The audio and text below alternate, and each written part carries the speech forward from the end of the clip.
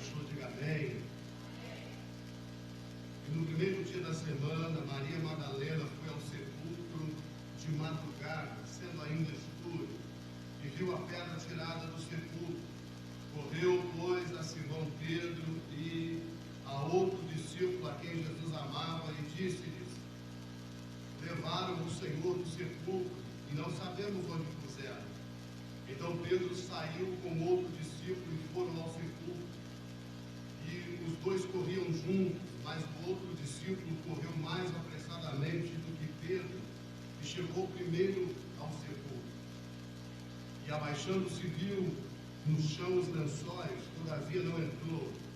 Chegou, pois, Simão Pedro, que o seguiu, e entrou no sepulcro, e viu no chão os lençóis, e que o lenço que tinha estado sobre a sua cabeça não estava com os lençóis, mas enrolado num lugar à parte.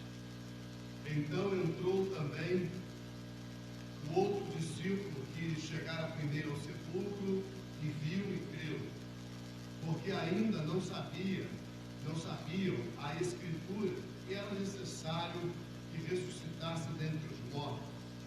Tornaram, pois, os discípulos para casa, e Maria estava chorando fora, junto ao sepulcro.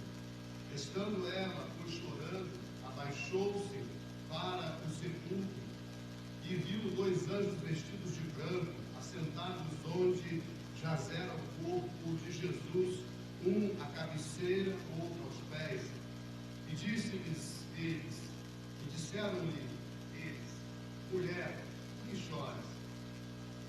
Ela lhes disse: porque levaram o meu Senhor, e não sei onde o puseram. E tendo dito isto, voltou-se para trás, e viu Jesus em pé, mas não sabia que era Jesus. E disse-lhe Jesus: mulher, por que choras? Quem buscares?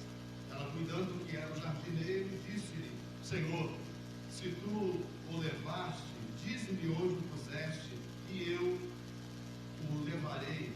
Disse-lhe Jesus: Maria. Ela, voltando-se, disse-lhe: Rabone, que quer dizer mestre. E disse-lhe Jesus: não me detenhas, porque ainda não subi para o meu Pai, mas vai para os meus irmãos e dize-lhes que eu subo para o meu Pai e vosso Pai, meu Deus e vosso Deus. E Maria Madalena foi e anunciou aos discípulos que viram o Senhor e o que ele lhe dissera isto. Chegado, pois, mais tarde daquele dia, o primeiro dia da semana, e cerradas as portas onde os discípulos, com medo dos judeus, se tinham ajuntado, chegou Jesus e pôs-se no meio e disse-lhes: paz seja convosco. E dizendo isto, mostrou-lhes as suas mãos e o lado, de sorte que os discípulos se alegraram vendo o Senhor. Disse-lhes, pois, Jesus outra vez: paz seja convosco. Assim como meu Pai me enviou, eu também os envio a vós. Soberano, eterno e santo Deus, Pai, eu te louvo, te exalto, te engrandeço nesta noite, ó Pai, porque a tua palavra é maravilhosa. Pois, meu Deus querido, ao lermos a tua palavra santa, a Bíblia Sagrada, já começamos a sentir o teu poder, a tua manifestação, Senhor, a tua presença que se faz aqui notória, visível, Senhor, neste lugar. Enxergamos a tua presença não com olhos físicos ou carnais, mas sentimos a tua presença e a enxergamos, ó Deus, com os olhos da fé. E nessa noite, ó Pai, pela fé que opera em nós através do teu Espírito Santo, que esta seja uma noite, ó Deus, diferenciada, uma noite, ó Deus, de salvação, uma noite de libertação, uma noite de cura, pois a fé vem pelo ouvir e ouvir a tua palavra. E a tua palavra, Senhor, quebra correntes, grilhões, cadeados, trancas de ferro, algemas, ó Deus, físicas e até mesmo as espirituais.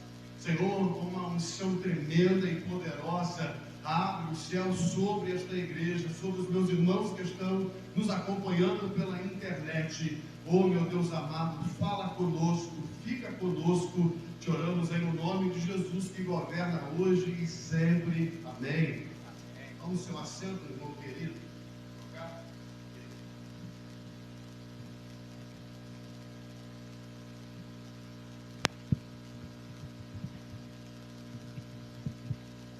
Glória a Deus.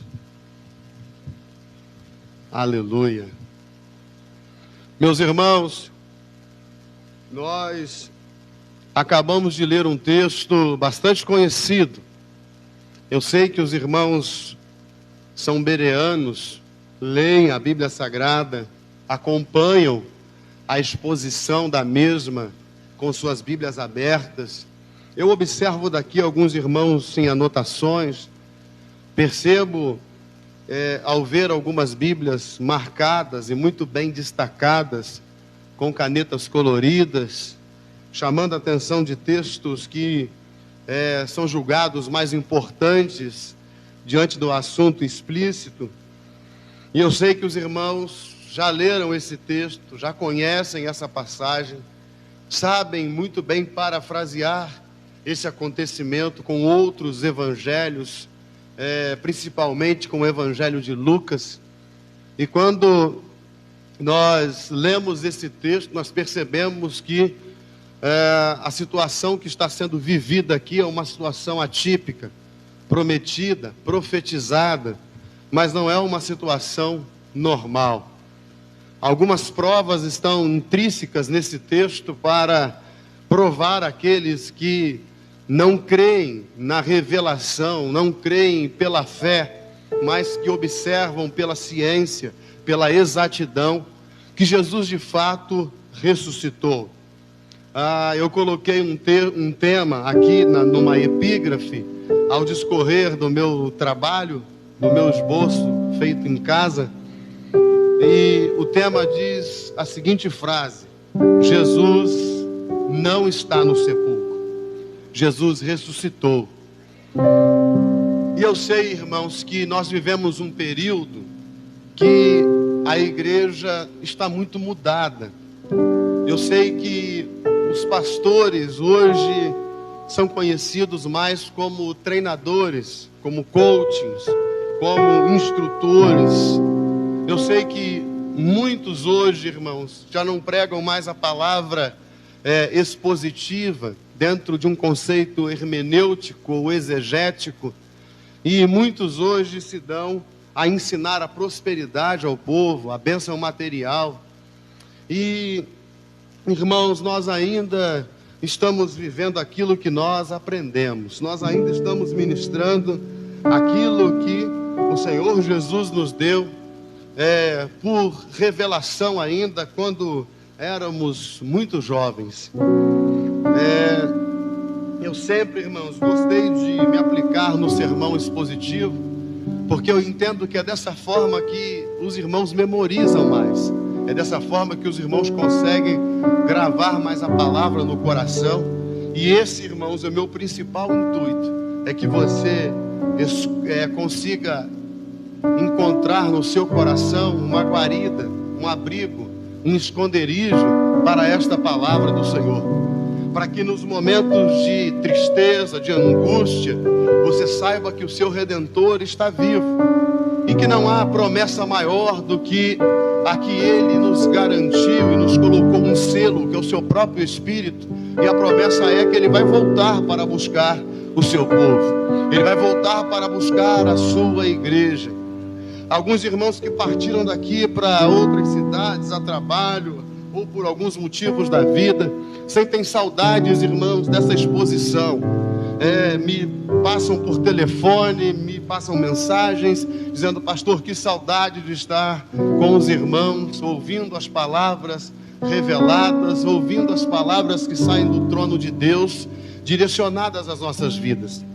Meus irmãos, quando nós olhamos a Bíblia Sagrada, os nossos olhos saltam e conseguimos vivenciar pelo nosso espírito o momento em que alguns personagens que nós acabamos de citar o nome deles aqui na leitura, viveram.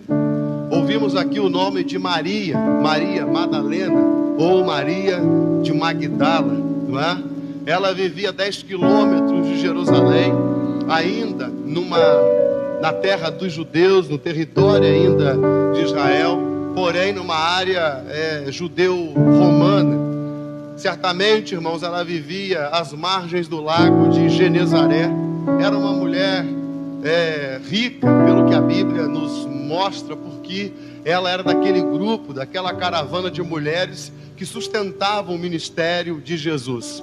Ela, irmãos, com Maria, mãe de Tiago, e com Joana, sustentavam a Jesus não só com dinheiro, mas também com os seus serviços. Joana, não sei se você lembra-se, mas lá no Evangelho de Lucas, Lucas é categórico em dizer que Joana era uma mulher de bens. Ela era esposa de Cusa, procurador de Herodes, o tetrarca da Judéia. Essas mulheres, irmãos, com muitas outras, segundo Lucas, no capítulo 8, andavam junto com Jesus para onde Jesus ia. E Pedro fugiu, alguns discípulos se esconderam. Judas já é um suicida a essa altura. Os discípulos, nós acabamos de ler aqui que eles estão num lugar separado, com as portas trancadas, e bem trancadas, com medo dos judeus e do que eles podem fazer. Mas as mulheres estão seguindo Jesus todo o tempo. As mulheres não abandonam Jesus minuto sequer. As mulheres estão todo o tempo com Jesus até a crucificação. Antes da crucificação, na via dolorosa, a caminho do Gólgota. Depois que Jesus foi crucificado e sepultado, as mulheres estão, irmãos, à porta do sepulcro todo o tempo. É domingo de manhã aqui, irmãos. E nesse domingo de manhã, Maria Madalena, Maria de Magdala, ela está, irmãos, na porta do sepulcro, porque a pedra está removida. E segundo o Papa Gregório, em 591, Gregório I atrelou essa mulher à companhia de Maria, lá de Betânia, e disse que essa mulher era uma prostituta. Em nenhum momento a Bíblia Sagrada fala que Maria de Magdala, ela era prostituta. O que Lucas diz é que Jesus expulsou dela 7 demônios e que ela era uma mulher pecadora. Mas em nenhum momento a Bíblia a coloca como prostituta, e nem a Bíblia católica. Gregório, em 591, faz uma exegese e diz que ela era uma mulher prostituta, mas a Bíblia não diz isso. E eu fiz questão, irmãos, de trazer esse fato para os irmãos, para nós tirarmos aquilo que veio de Roma para nós, para tirar de nós o romanismo que às vezes está encurtido dentro do nosso coração, e às vezes achamos que as crianças são inocentes até 7 anos, até 12 anos, não é? Porque isso vem do catolicismo, e acaba que a gente aprendeu na escola quando criança, ouviu dizer na televisão, mas a Bíblia não fala nada disso, e nem das crianças, muito pelo contrário. Quando houve juízo, irmãos, lá ainda no Egito, as crianças morreram. Observamos 2 matanças pelo menos dos inocentes. Observamos que em Sodoma e Gomorra ninguém foi salvo, e as crianças também morreram. Esses modelos de juízos antigos que aconteceram nos mostra aquilo que o Senhor Jesus ele fez lá no livro do Apocalipse, no capítulo 1 ainda, quando João ele nos diz que o Senhor nos fez reis e príncipes, sacerdotes também com Jesus. Nós, irmãos, somos sacerdotes, e esse sacerdócio nos dá poder na eternidade, mas esse sacerdócio, irmãos, nos faz interceder pelos nossos filhos menores. A salvação do seu filho depende de você. É você o sacerdote dele. Lembra do sacerdote do Antigo Testamento, em que as pessoas iam e levavam suas ofertas, os seus cultos, os seus pedidos imprecatórios, ou os seus pedidos de perdão aos pés do sacerdote, e o sacerdote levava a oração dos irmãos a Deus. Então, quando Jesus morreu no Calvário, ele Ele nos fez sacerdote, Ele rasgou o véu que separava,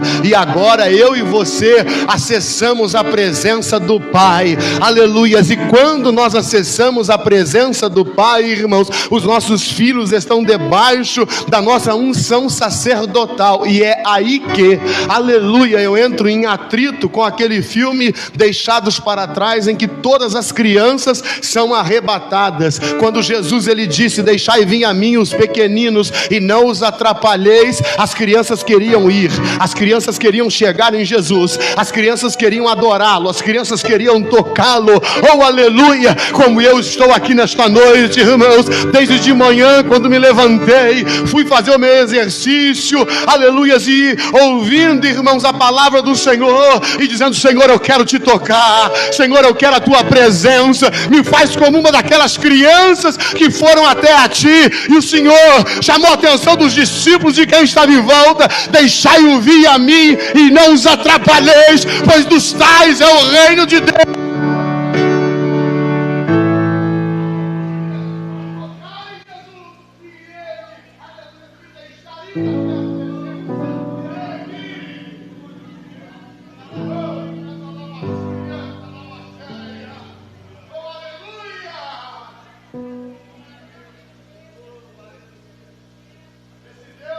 Ele é maravilhoso. Esse Deus, irmãos, quando nós o servimos, não há sombra de dúvida sobre Ele, não há variação. Sombra, irmãos, fala de escuridão. Sombra em língua grega é ectos, alguma coisa que está escondido. Quando você vê um eucalipto, ele vem de uma palavra grega que quer dizer sombra. E a Bíblia Sagrada às vezes nos fala que nós estamos escondidos na sombra. Mas aqui, irmãos, o que o Senhor ele quer fazer é trazer luz da revelação bíblica à sua vida, descortinar tudo aquilo que está escondido, para você entender quão precioso você é para o Senhor. Aqui, irmãos, nós falamos de Maria de Magdala, e aqui também aparece outros dois personagens: Pedro, que todos conhecem, o Simão, o Petrus, o fragmento de pedra, o pedaço de pedra, o Pedro em língua portuguesa. E nós observamos aqui também um outro que não menciona o seu nome, ele só fala que é o discípulo que Jesus amava. E quem está dizendo isso é o próprio João, irmãos, falando de si mesmo. Talvez ele não quis colocar o seu nome no evangelho que ele estava escrevendo, e ele disse: correu Pedro e correu o outro discípulo, aquele que Jesus amava. Os 11 estavam guardados em um lugar trancado e bem trancado, porque estavam com medo. Mas Maria Madalena estava à porta do sepulcro. Lucas vai dizer que não estava só Maria Madalena, que estava também a Maria, mãe de Tiago, Cusa e todas as mulheres. Mas João oculta essa informação e diz que ela está lá, e não menciona as outras. E ela corre onde os discípulos estão e diz: roubaram o corpo do mestre, ele não está lá. E o texto faz questão de dizer, irmãos, que era de madrugada. A Bíblia que nós usamos, a ACF, Almeida Corrigida e Fiel, ela diz que estava escuro. Jesus, irmãos, foi visitado, ou o túmulo de Jesus foi visitado por Maria Madalena ainda de madrugada. Ela queria ser a primeira a chegar para levar especiarias ao corpo de Jesus, embalsamar o corpo dele. Talvez não teria dado muito tempo na sexta-feira, porque Jesus foi crucificado, precisava ser sepultado. Se desse 18 horas, ele não seria sepultado mais, porque 18 horas já é meia-noite para o judeu, e era sexta-feira, e no sábado não podia se trabalhar, e Jesus ia ficar pendurado na cruz lá, como era de costume, até o domingo, o primeiro dia da semana. A epístola aos Romanos diz que o fim da lei é Cristo. E de fato, quando nós começamos a ler o texto nos disse que era o primeiro dia da semana. E no primeiro dia da semana, irmãos, acontece na Bíblia maravilhas tremendas. No primeiro dia da semana está João, irmãos, na ilha de Pátimo. E nesse primeiro dia da semana ele tem visões de Deus, ele ouve a voz de Deus. 1 Coríntios capítulo 16, versículo 2, está escrito assim: no primeiro dia da semana, cada um de vós põe à parte o que puder ajuntar, conforme a sua prosperidade. Aleluia. Apocalipse 1:10, eu fui arrebatado no Espírito no dia do Senhor. Que dia? Domingo. Atos 20, versículo 7, e no primeiro dia da semana, ajuntando-se os discípulos para partir o pão, domingo. Paulo, que havia de partir no dia seguinte, falava com eles e prolongou a prática até a meia-noite. Era domingo, o primeiro dia da semana.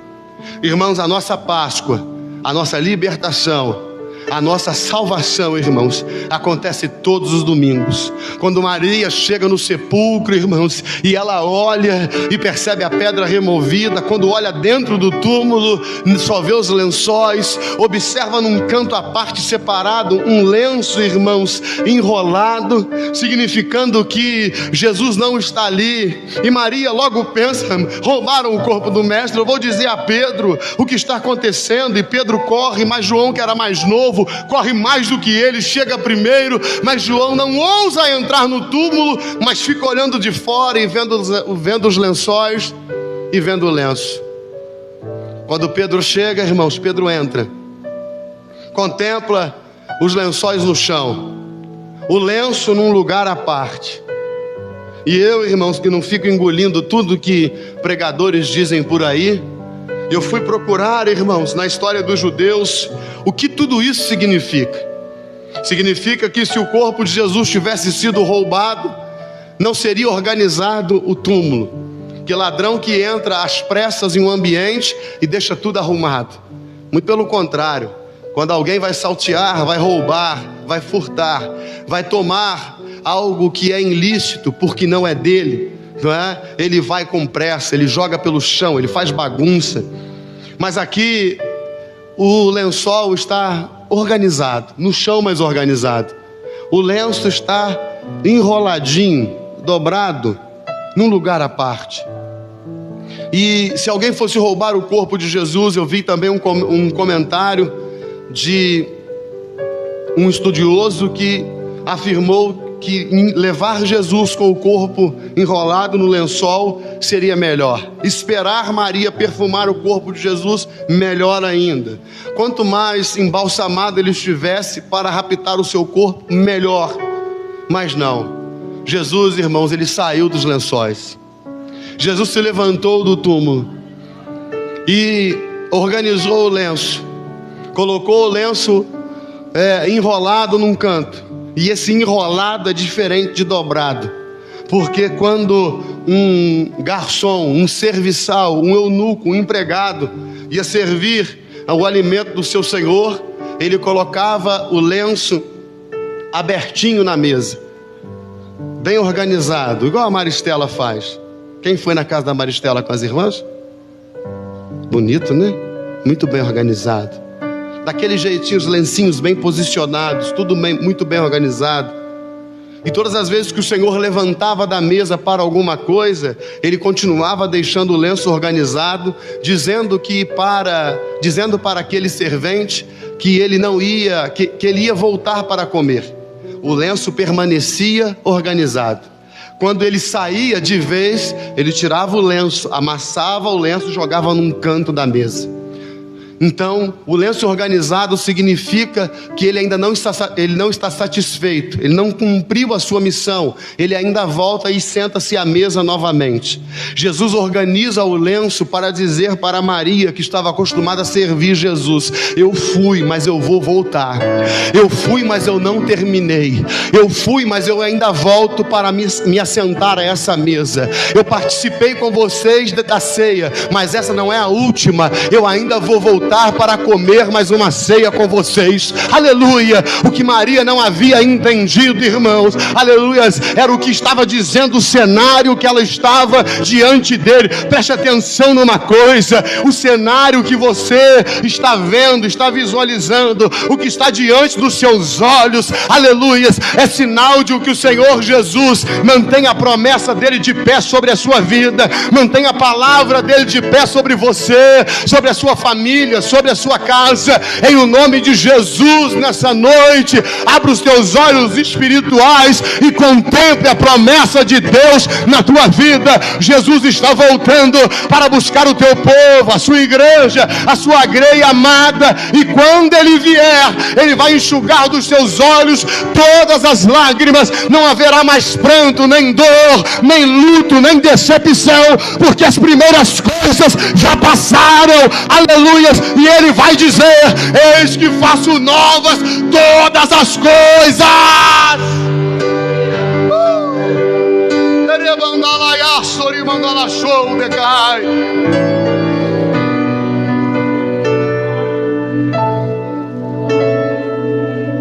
Eu saí, irmãos, do sepultamento da irmã Geusa, do velório dela, não me lembro o horário.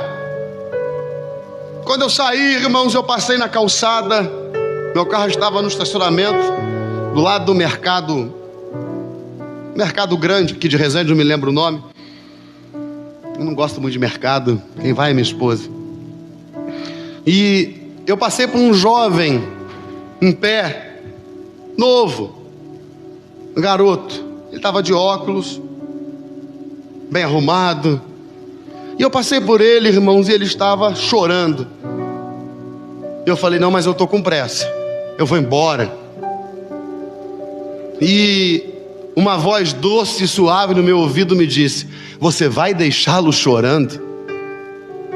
E eu respondi, irmãos, como quem fala sozinho: eu estou com pressa, eu preciso ir trabalhar.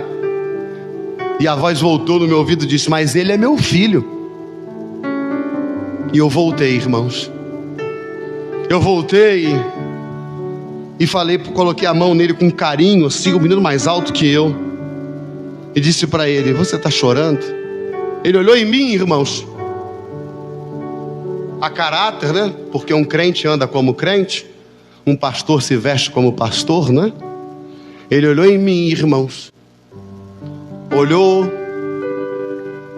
o brochezinho que eu costumo usar e falou: você é pastor? Eu falei: eu sou. Ele se lançou nos meus braços, irmão, encaixou a cabecinha dele aqui. E gente passando para lá e para cá, entrando na loja, comprando, vendendo, e ele chorando, e falando algumas coisas eu não conseguia entender. Eu sei que no final, irmãos, de tudo eu consegui conversar com ele. Orei por ele, peguei o número de telefone dele, e ele falou para mim: pastor, eu estou desesperado, eu não sei o que fazer. Eu falei: eu vou te ensinar o que fazer. Coloca o seu celular para despertar num horário que você pode, todos os dias, e nesse horário você vai ler a Bíblia e vai orar. Quando você terminar de falar com Deus, você fala: Senhor, tudo que eu te peço é em nome de Jesus. Peguei o telefone dele, irmãos, hoje eu falei com ele, e ele falou: pastor, eu orei, eu falei em nome de Jesus, e eu estou mais tranquilo. Tem uma coisa, pastor, eu quero saber onde é a igreja do Senhor. Eu não respondi para ele até agora, irmão. Sabe por quê? Porque o mais importante ele já aprendeu. O mais importante não é ele vir aqui, eu tirar uma onda com vocês. O mais importante, irmãos, é ele saber acessar o poderoso nome de Jesus, que quebra o laço do suicídio, que quebra o laço da morte, que tira a angústia do coração do homem. Isso é o mais importante. O mais importante, irmãos, é eu saber que num momento de tanta tristeza, Deus pode me usar, aleluias, no meio da rua, sem vergonha de ninguém, sem nenhum trauma, de cabeça erguida, para dizer para ele: Jesus pode mudar a sua vida hoje. Ele tem 18 anos, E hoje eu falei para minha esposa, tem mais ele, a namoradinha dele, para Amanda, se assim Deus permitir, para nossa juventude aqui, até Deus cumprir a promessa que tem na vida dele. Deus, irmãos, Ele ressuscitou Jesus para que você pudesse ser o lenço dele a enxugar as lágrimas daqueles que estão em angústia, em tribulação, em dores, em prantos, em sofrimentos. Nós não fomos chamados, irmãos, à toa. O Senhor Jesus não te incomodou no seu lar à toa.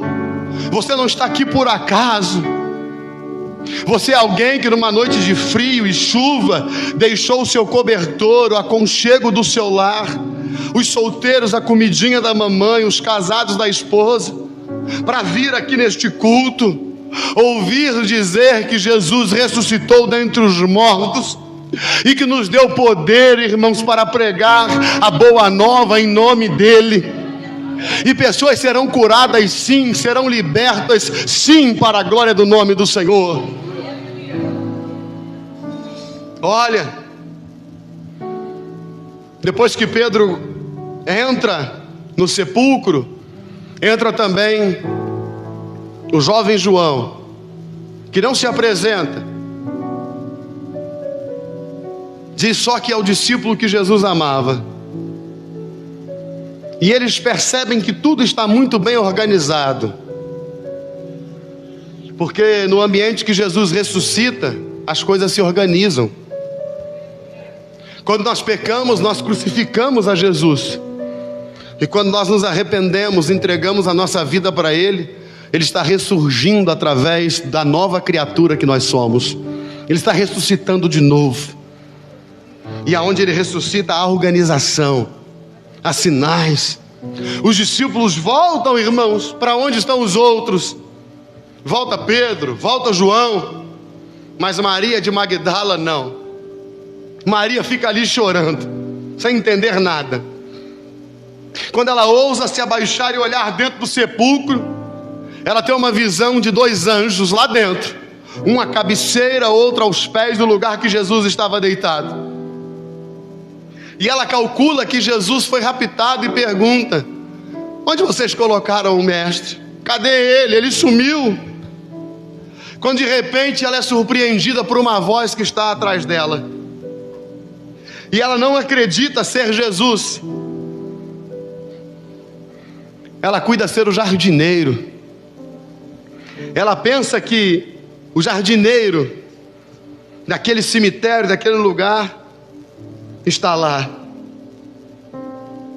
Depois que os anjos perguntam para ela e disseram-lhe: mulher, por que choras? Lhes disse: porque levaram o meu Senhor e não sei onde o puseram. E tendo dito isso, voltou-se para trás e viu Jesus em pé, mas não sabia que era ele. Disse-lhe Jesus: mulher, por que choras? Eu não sei se vocês já viveram momentos assim, momentos em que as lágrimas são maiores que as evidências. Não sei se vocês já vivenciaram situações que a angústia, a dor, a tristeza se tornava maior do que a convicção. Maria Madalena, irmãos, ela está ouvindo a voz de Jesus atrás dela, ela está diante de 2 anjos, ela está guardada por 3 seres celestes. Quem sabe talvez numa viagem aqui desse humilde pastor, os 3 representam o Pai, o Filho e o Espírito Santo, guardando Maria. Mas a tristeza não deixa que ela receba a presença deles. E fala: eu estou falando com eles aqui, roubaram o meu mestre, levaram Jesus. Mas a pergunta de Jesus é: por que choras? Por que você está chorando? Quem você procura? Lá no Evangelho de Lucas, Lucas vai dizer a seguinte frase: por que buscais entre os mortos aquele que vive? Ele não jaz mais aqui, mas ele ressuscitou. Gente, a gente fica olhando o retrovisor da vida, olhando para trás, olhando para o que passou, lamentando, triste, angustiado. Quando Jesus, irmãos, Ele ressuscitou, e Ele quer que você olhe para cima, Ele quer que você olhe para o alvo, Ele quer que você olhe para o alto. Levante a sua cabeça nessa noite em nome de Jesus. Quem está falando contigo é Jesus, o Nazareno, aquele que morreu, mas ressuscitou, aquele que João disse lá na ilha de Pátimo que Ele era, que Ele é e que Ele há de vir. Ele sempre há de ser aquele, irmãos, que julga, que peleja, que cavalga com justiça, aquele, irmãos, que Miqueias profetizou dizendo que Ele há de vir e Ele virá e não tardará, aquele, irmãos, que é a resplandecente estrela da manhã, a raiz de Davi. Ele está aqui nesta noite dizendo para você: eu ressuscitei para te dar vida, vida com abundância. Eu venci a morte, aleluia, e você vai vencer os intempéries da vida. E quando eu te chamar, há um lugar reservado, preparado para você também. Oh, aleluia! Glória a Deus. As notícias às vezes não são favoráveis, não é? Quando eu vejo, irmãos, o Salmo 137, aqueles que nos levaram cativos, nos pedia para que nos alegrássemos e cantássemos uma canção de Sião. Como cantaremos uma canção do Senhor em terra estranha? Se eu me esquecer de ti, Jerusalém, que a minha mão direita esqueça a sua velocidade. Se eu não me lembrar de ti, Sião, que a minha língua perca o paladar. Ah, Jerusalém, a minha maior alegria. Como que eu vou cantar aqui? Irmãos, e nós cantamos na escuridão. No sábado eu estava programado para ir no cinema com minha família. Primeiro sábado, primeiro dia de folga, irmãos, depois de quase 2 meses, todos os dias na obra, sem parar. E eu falei: nós vamos no cinema, vamos ver Kung Fu Panda. Aí me chegou a notícia, irmãos, que meu irmão estava hospitalizado desde quinta-feira, sofreu um infarto, um aneurisma. E eu lamentei com a minha esposa e disse: puxa vida, eu ainda queria jogar uma bolinha de gude com ele, porque nós não fomos criados juntos. Eu sou filho homem único, e a minha irmã do meio é 6 anos mais velha que eu. E naquele tempo criança eu ficava preso em casa, não saía na rua. E eu falei para minha esposa: eu queria jogar um futebol com ele ainda. Eu queria sentar no chão um dia com ele, brincar com ele, mas tá tudo certo. Eu vou lá vê-lo agora, e entre eu e o Senhor tá tudo bem. Não tem problema não. O importante é que hoje ele é salvo. Meu irmão no CTI, irmãos, e eu fui. Cheguei lá, o meu irmão estava sentado com uma mesinha, escrevendo. Eu bati o olho, passei pela irmã Geusa, que estava à esquerda, passei direto, fui nele. Ele, quando me olhou, irmãos, trocou os óculos. Usa um para ler, o outro para enxergar de longe. Trocou os óculos e falou para mim: meu irmão, você veio hoje. E a minha palavra foi as palavras de Jesus aqui: paz seja convosco. O que você está fazendo? Ele falou: estou lendo a palavra, estudando um pouquinho dentro do CTI. Me despojaram de tudo, meu irmão. Tiraram meu celular, tiraram minha roupa, eu estou nu. Me despojaram de tudo. Eu falei: só me dá uma caneta e um papel. Eu quero estudar a palavra de Deus. Eu quero ler a Bíblia Sagrada. Irmãos, eu saí de lá satisfeito, alegre. Falei: Senhor, se o Senhor quiser, o Senhor bem pode levá-lo, porque eu sei, ó Deus, que eu vou passar a eternidade com Ele. Eu sei que eu vou ver os meus últimos, todos os meus dias com Ele, ó Deus. Não me importa, ó Deus, essa terra. O que me importa é a eternidade. Ele fez um cateterismo hoje. Ontem ele me disse: Eu tive um aneurisma também. Eu falei: meu irmão, todas as coisas concorrem para o bem daqueles que amam a Deus e foram chamados pelo seu propósito. Você ainda vai pregar muita palavra, ainda vai nos ensinar muito. Eu vejo você na sala de aula. Ele chorou, irmãos. Hoje ele me passou a mensagem: o médico me disse que o meu coração está a 0 quilômetro. Diz que eu posso ir para casa, mas eu não quero. Eu quero ficar aqui mais uns 2 dias. Eu nem perguntei por quê.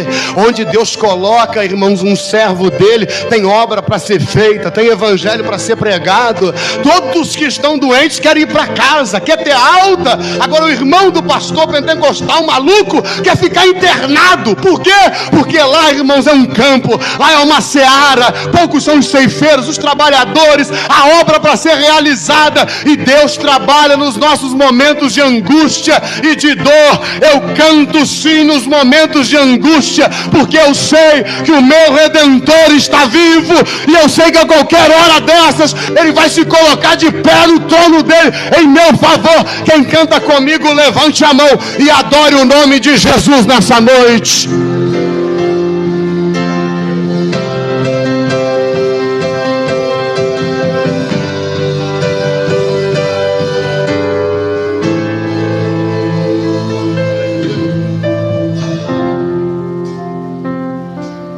Os discípulos vão embora, mas a Maria que chegou primeiro continua lá. Jesus expulsou dela 7 demônios. Jesus transformou a vida dela. Ela parece, irmãos, que não tem para onde ir. Ela parece que não tem endereço. Ela foi a primeira a chegar, ela continua lá. Ela parece, irmãos, que é uma forasteira, uma peregrina. Ela parece que não tem almoço para fazer, cozinha para arrumar. Talvez no coração dela ela pense: eles foram, mas eu vou para onde? Se eu não consigo encontrar o meu mestre. Eu não sei você, irmãos, mas eu não tenho outro endereço. O único endereço que eu quero morar chama-se Jesus, o Cordeiro de Deus. O único endereço que eu quero habitar, irmãos, é Jesus. Aleluia. Um período vou habitar com Ele no céu, um período eu vou reinar com Ele aqui na terra.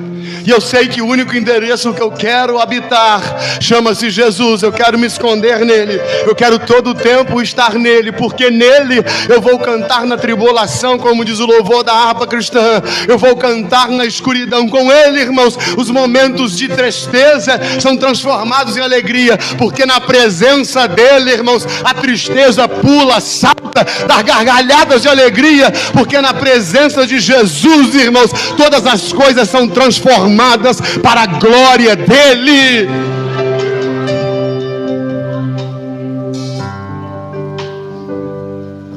Mulher, por que choras?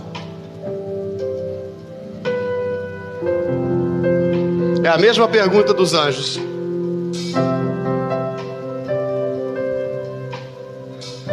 A quem buscas? Quem você procura? Quem você procura? Está procurando quem? Quando alguém te para na rua e te pergunta: sabe qual que é a rua 5 aqui? Qual que é a avenida tal aqui? E você mora no bairro, você fala: você procura quem? Ah, eu procuro fulano. Vira à direita, passa 2 esquerdas, na próxima direita é a casa da esquina. Tem uma árvore tal na frente, fica sempre um carro parado lá assim, o portão é verde. Jesus não pergunta para ela: o que você quer? O que você procura? Ele pergunta: quem buscas? Quem você procura? Olha que pergunta objetiva. O que você procura? O que você está procurando, irmão? O antídoto para a sua bênção, para o seu sucesso, chama-se Jesus. Com Ele tudo vai dar certo. Com Ele todas as coisas são possíveis. E quando der errado, saiba que deu errado só na sua conta, porque na equação dele tudo dá certo. E ela disse, pensando que era o jardineiro: Senhor, tu levaste, onde tu puseste, diz-me onde ele está, e eu o buscarei para levá-lo. Disse-lhe Jesus: Maria.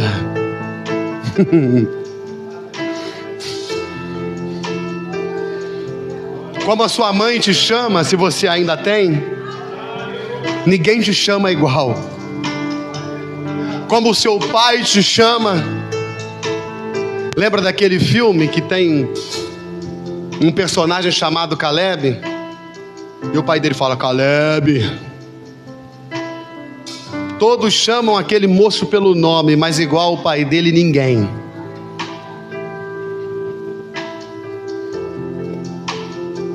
Igual o seu pai, ninguém te chama.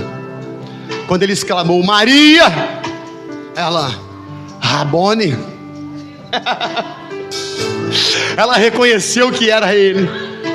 Trocaram palavras, frases, entraram num diálogo, aleluias, estavam ali parlamentando, né? Um parlamentar, ele tem que parlar, ele tem que discutir. Agora não pode, que o Alexandre de Moraes não deixa, mas o parlar quer dizer a arte de falar, né? De parlamentar.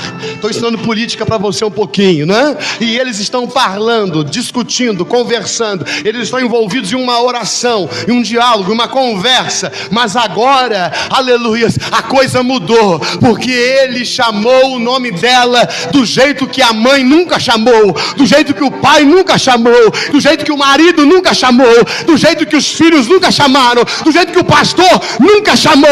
Ela ouviu a voz do mestre, aleluias, como o som de muitas águas ecoando nos seus ouvidos: Maria. E ela respondeu em língua grega: Rabone, ou seja, mestre é o Senhor. Oh, derebandalaiastori mandalachou.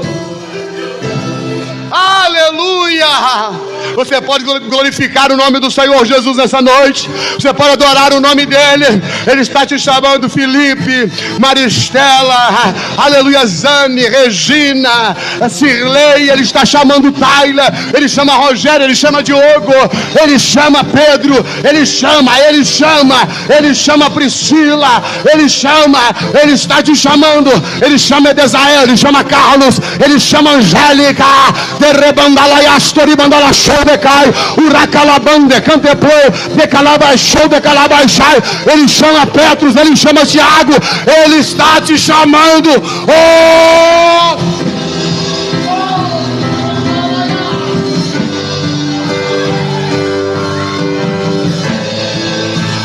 Oh, aleluia!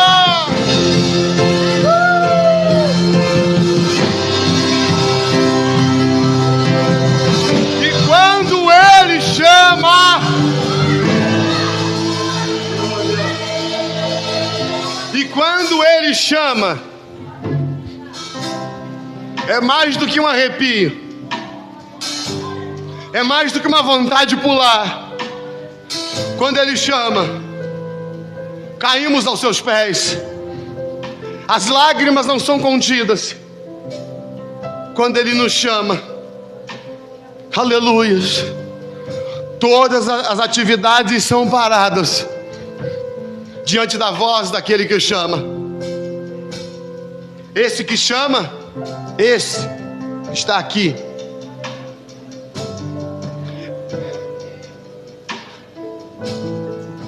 E este que está aí, quando chama, a voz dele é inconfundível. Quando chama, irmão, não dá para duvidar da voz dele. Eu imagino aquela mulher de cabeça baixa, levantando os olhos, trocando as lágrimas pelo sorriso, dizendo: Mestre, Rabone. Eu pensei que fosse o jardineiro, mas é o Senhor. É o Senhor. Irmãos, não é o pastor, não é o irmão, é o Senhor. Quem te chamou, irmão, não foi o homem. Quem te vocacionou, não foi o homem. Quem te colocou aqui, Diogo, não fui eu. Quem te tirou, Rogério, lá do Rio de Janeiro, não fui eu, nem te conhecia. Mas o Senhor já sabia quem era você. E lá naquelas terras, o Senhor moveu todas as coisas por conta de um propósito que tem na tua vida nesta cidade, aqui nesta igreja. Com a musicalidade, o dom que tu tens, tu poderias estar em qualquer outra igreja das grandes, mas o Senhor te atraiu para este lugar. O Senhor te chamou para esta presença.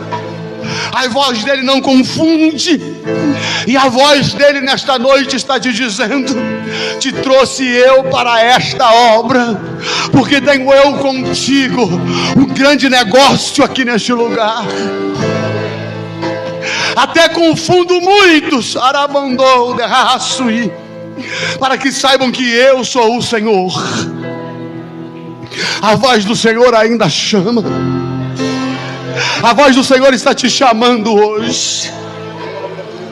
A voz do Senhor está dizendo para você: eu não sou o jardineiro, eu não sou um anjo, eu sou o mestre. Maria Madalena, irmãos, que alguns estudiosos dizem que se não fosse uma mulher para aquela ocasião, seria o presidente da igreja, e não Pedro, porque Jesus sempre se manifestou para ela primeiro. E ela, irmãos, agora correu para anunciar aos discípulos tudo que ela viu, tudo que ela ouviu. Lá no Evangelho de João, lá no Evangelho de Lucas, Lucas vai dizer que a essa hora, Cleopas, irmão de Maria, mãe de Tiago, mãe do Senhor, esse irmão de Maria, cunhado de José, tio de Jesus, humanamente falando, e sua mulher estão voltando do sonho do Machia, estão voltando para Emaús. Mas Jesus os alcança no caminho. O Jesus que se apresenta no sepulcro é o mesmo Jesus que busca no caminho. O Jesus que busca no caminho e se apresenta no sepulcro é o mesmo Jesus que entra no cenáculo com as portas fechadas, cerradas e bem fechadas, e os cumprimenta dizendo: paz seja convosco. Aleluia. Esse Jesus, irmãos, que se apresenta no sepulcro de dor, é o Jesus que se apresenta no caminho da desistência. E é o Jesus, irmãos, que se apresenta onde todos estão ameaçados e concentrados. Porque para esse Jesus, irmãos, não há barreiras, não há portas fechadas. Para esse Jesus, túmulo e pedra na porta do jazigo não quer dizer nada. Esse Jesus não conta com a minha boa vontade. Esse Jesus, irmãos, no dia que eu desisto, Ele vai atrás de mim e me mostra quão glorioso é estar na presença dEle. Esse Jesus, irmãos, Ele é maravilhoso, Ele é tremendo, Ele é todo poderoso. E nesta noite, Ele está tocando na sua vida. Nessa noite Ele está mudando a sua história. Nessa noite, irmãos, Ele está dizendo para você que o lenço ainda está dobrado, o lenço ainda está enrolado, porque Ele ainda vai voltar à mesa. Aquela ceia com os discípulos não foi a última. Ele vai voltar à mesa. E quando Ele voltar à mesa, todos estaremos reunidos com Ele na grande bodas do Cordeiro. E lá nessa ceia estarão, irmãos, os patriarcas: Abraão, Isaac, Jacó, José. E nós estaremos lá, sentados à mesa com ele. Nesse dia, se você tiver lembrança desse momento, você vai olhar ao lado do prato dele e vai dizer: bem que o pastor falou aquele dia, olha o lenço dele ali. O céu trabalha com sinais, irmãos, aleluia. E eu fico observando alguns detalhes. Às vezes quando eu estou lendo a Bíblia, estudando, me pego a chorar e pensar: quando eu chegar lá eu vou reparar, eu vou prestar atenção. O lencinho que minha mãe faz para mim, irmãos, tem um bordadinho assim na beiradinha, tem o meu nome escrito bem grande. E ela faz questão de colocar Pastor Jefferson. E eu fico pensando, se a minha mãe cuida desse lencinho dela, que vai me entregar com tanto carinho, né? Imagine o lenço de Jesus como que é. Imagine esse lenço, irmãos, que representa uma eternidade de glória para nós, como que é. Imagine os detalhes dessa mesa, Maristela, que está sendo preparada, que está preparada para você e para mim. Há uma mesa preparada para nós. Do mesmo jeito que quando Samuel chegou na casa de Jessé, e lá a mesa estava preparada, os jovens haviam passado. Naquelas versões antigas, Almeida, corrigida, daquela época antiga, dizia assim: e todos os mancebos passaram, todos os jovens passaram. A do meu pai está lá em casa guardadinha, e é assim que está escrito. E Deus falou no ouvido do profeta: não, mas está faltando alguém. Quando ele se dirige a Jessé, a mesa está preparada, todos estão ali, mas Jessé fala: tem mais um para sentar à mesa aqui. Pois é, ele é pequeno, é o caçula, está lá com as ovelhas. E o profeta se enche de certeza dizendo: então vá chamá-lo, porque não vamos sentar à mesa enquanto ele não chegar. Essas bodas não vão acontecer enquanto você não chegar. Jesus, irmãos, que é a raiz e a geração de Davi, só está esperando você chegar à mesa. Aleluias. Para ele poder, irmãos, terminar o que ele começou, e enfim desdobrar o lenço, colocar num canto amassado e dizer: agora está tudo pronto, agora sim nós vamos colocar um fim no sofrimento da terra. Agora eu vou descer com o meu exército de anjos e santos. Os santos é a igreja arrebatada, que vem reinar com o Messias aqui, destruir o anticristo e viver, irmãos, um reino de paz com Israel, os eleitos de Deus.